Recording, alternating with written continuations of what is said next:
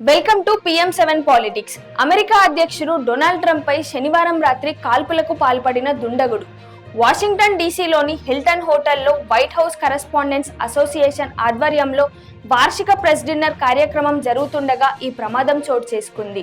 ఈ వేడుకల్లో అధ్యక్షుడు ట్రంప్, ప్రథమ మహిళ మెలానియా ట్రంప్ మరియు ఉపాధ్యక్షుడు JD వాన్స్లతో పాటు సుమారు 2600 మంది ప్రముఖులు పాల్గొన్నారు.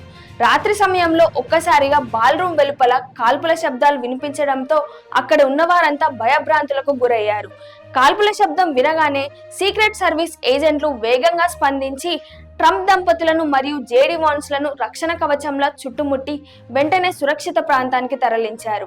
ఈ దాడికి పాల్పడిన వ్యక్తిని కాలిఫోర్నియాకి చెందిన 31 ఏళ్ల థామస్ కోల్ అలెన్ గా అధికారులు గుర్తించారు. నిందితుడు షాట్ గన్, హ్యాండ్ గన్ మరియు అనేక కత్తులతో హోటల్ లోపలికి చొరబడేందుకు ప్రయత్నించాడని సమాచారం. అతను సెక్యూరిటీ చెక్ పాయింట్ వద్ద ఒక భద్రతా అధికారిని లక్ష్యంగా చేసుకొని కాల్పులు జరపగా ఆ బుల్లెట్ అధికారి ధరించిన బుల్లెట్ ప్రూఫ్ జాకెట్ కు తగలడంతో ప్రాణాపాయం తప్పింది. వెంటనే స్పందించిన భద్రతా బలగాలు నిందితుడిని అదుపులోకి తీసుకున్నారు.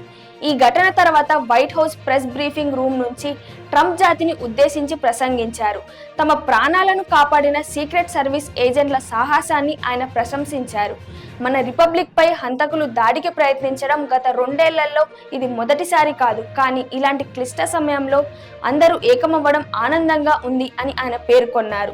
ఈ ఘటనపై ప్రపంచ కుబేరుడు ఎలాన్ మస్క్ కూడా స్పందిస్తూ ఇది అత్యంత ప్రమాదకరమైన ధోరణి అని, ప్రజాస్వామ్యబద్ధంగా ఎన్నికైన అధ్యక్షుడిపై ఇలాంటి దాడులు జరగడం పట్ల ఆందోళన వ్యక్తం చేశారు.